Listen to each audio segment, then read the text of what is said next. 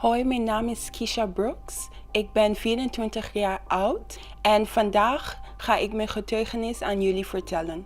Vanaf klein was ik heel onzeker over mezelf, omdat ik werd heel vaak gepest op school.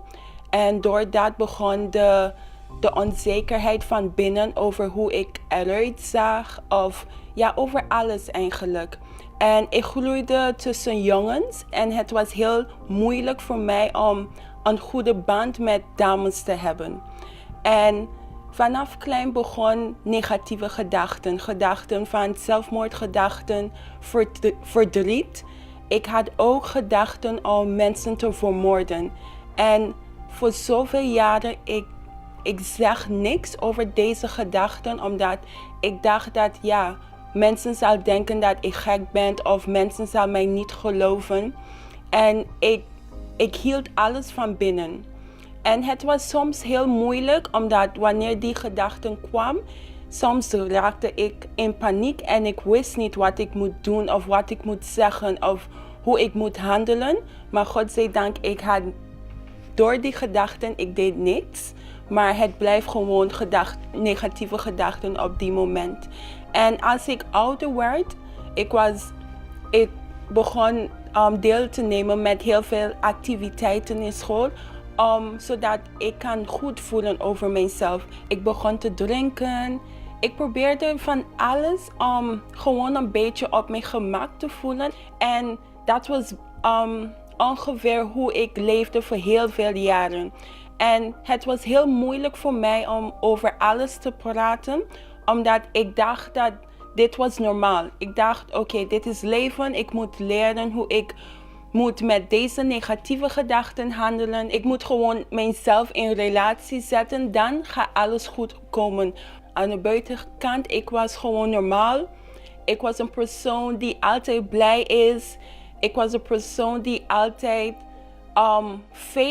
feest voorbereiden met vrienden. Ik was gewoon iemand die alles begeleidt, als ik kan zeggen. Zo iedereen zag mij en denkt, ja, jij bent goed, alles is goed. En dat was moeilijk, omdat ik weet van binnen, het was niet zo. Ik wist van binnen, ik had leegte. En op die moment, ik wist niet dat het leegte was. Ik dacht, oké, ik heb deze situatie van binnen. Ik zal gewoon doorgaan met leven. Deze alles negeren en zal goed komen. Maar eigenlijk, het is niet zo, omdat ik was ook afhankelijk van muziek. Ik was heel afhankelijk van muziek en een van mijn grootste strijd was relaties. Omdat voor mij, ik wilde liefde. Ik groeide op met mijn moeder en vader, maar ik woonde alleen met mijn moeder. Maar ik had wel een goede band met mijn vader. Maar toch steeds, er waren dagen, vanaf klein, ik was thuis alleen. En omdat soms, ik wilde gewoon niet buiten gaan met mijn moeder, zelfs als ze vraagt. En ik wilde iets doen. Ik wilde de aandacht hebben van mensen. Ik wilde goed voelen. Ik was zo gebaseerd op gevoelens. Ik was zo gebaseerd op, oké, als ik nu goed voel, is alles goed. Als ik nu slecht voel, gaat alles mis. En ik probeerde alles te doen om gewoon die goede gevoel te hebben. En om die gevoel te hebben, op die moment vond ik die gevoel in relaties. Zo voor mij, relaties was alles. Maar het probleem met de moment ik alles geef in een relatie met zoveel onzekerheid, ik kende mezelf ook niet. Als een relatie stuk ging, was ik kapot. Zo alles voor mij was relaties en het was moeilijk, omdat de moment ik zie dat ik geen aandacht krijg of iets niet goed ging, voor mijn leven was gewoon over, om te zeggen. En door de jaren, ik kwam om te studeren enzovoort. En voor mij om naar de kerk te komen was gewoon normaal. Het was een routine, omdat vanaf klein ben ik opgegroeid in een kerk. Maar ik wisselde van kerk elke keer. En toen ik kwam voor de eerste keer naar de UKGR. En voor mij was gewoon, oké, ja, ik ga naar de kerk zondag, maar zaterdag ga ik naar de club, ik ga drinken, maar ik moet vroeg opstaan om naar de kerk te komen. So ik was een beetje religieus, om eerlijk te zijn. Ik kwam naar de kerk om gewoon te komen, omdat voor mij, ik zoekte gevoelens. Ik zoekte, oké, ik wil goed voelen wanneer ik in de kerk ben, maar wanneer ik naar huis ga, voel ik nog steeds leeg of verdriet. En ik begon naar de kerk te komen en in het begin was het gewoon normaal. Ik luisterde niet, ik nam de dingen niet serieus, omdat ja, ik wist alles toch? So, waarom moet ik naar de pastoor luisteren? Waarom moet ik aandacht geven aan wat de pastoor zegt? Omdat ik weet alles, so ik hoef geen aandacht aan de pastoor te geven.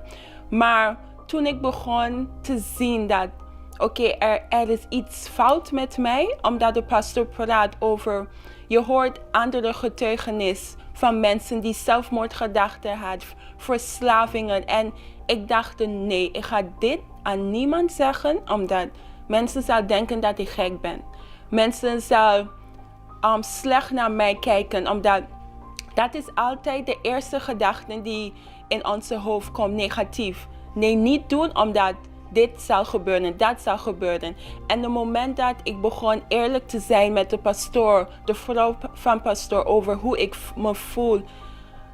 Het begon eigenlijk een beetje, op die moment voel ik me lichter.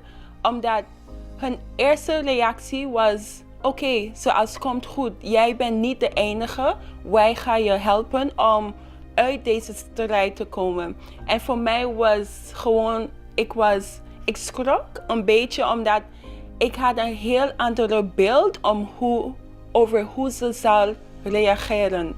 En mijn beeld was negatief en het was eigenlijk niet zo. En ik had ook een probleem met gezondheid. Ik had heel veel last van astma. En ik begon ook dat aan hun te vertellen. En alles begon door een beslissing. Omdat het was niet makkelijk. Omdat ik was jong. Ik had mijn vrienden. Wat ga ik doen? Wat ga ik zeggen aan de mensen van buiten? Wat gaan ze denken als ik aan hun zeg dat ik ga naar de kerk en ik wil God serieus nemen? En voor mij dat was heel moeilijk, omdat ik weet dat ze zou denken dat ik gek was. Dat nee, je bent te jong, je moet leven, je moet alles doen. Dan kan je God leren kennen. En dat was moeilijk, omdat ik was zo bezorgd over wat ga ik zeggen. Ik was zo bezorgd over hoe gaan mensen naar mij kijken. Wat zal ze denken. En ik was bezorgd ook om alleen te zijn op die moment fysiek. Omdat fysiek gesproken, misschien zal ik alleen zijn. Op die moment zal mijn vrienden niet begrijpen, misschien mijn familie niet begrijpen. Maar ik had de geloof dat God zal mij zien. Om aan de goede eindpunt te bereiken, moet ik beslissingen nemen. So ik besloot om niet meer te drinken, om niet meer naar de clubs te gaan. Of ik begon ook bepaalde vriendschap los te laten. Het was heel moeilijk, omdat iedereen vraagt je, waarom doe je dit? Waarom wil je dit doen? Ja, je bent gek. Je weet over God, maar je weet over God alleen te horen over God. Maar hier heb ik geleerd dat het is niet alleen, de God die wij weten. Ja, God zij dank of God helpt mij, maar is echt een relatie met hem bouwen. Is echt een vriendschap met hem hebben, zelfs als je hem kan niet zien. Omdat alles die ik heb hier geleerd is door het geloof. En als ik niet een goede resultaat heb gezien, zou ik niet hier zijn of zou ik niet hier blijven. Omdat vandaag is helemaal anders voor mij. Om God te leren kennen is geen leeftijd. Is gewoon eerlijkheid en gewoon te herkennen dat wij hulp nodig heeft. En soms is het moeilijk, omdat wij zijn zo bezorgd over wat mensen zullen zeggen. Maar het moment dat wij besloten om alle negativiteit, alle negatieve gedachten aan de zijkant te zetten, zullen wij echt een verandering zien. En dat heb ik in mijn leven gezien.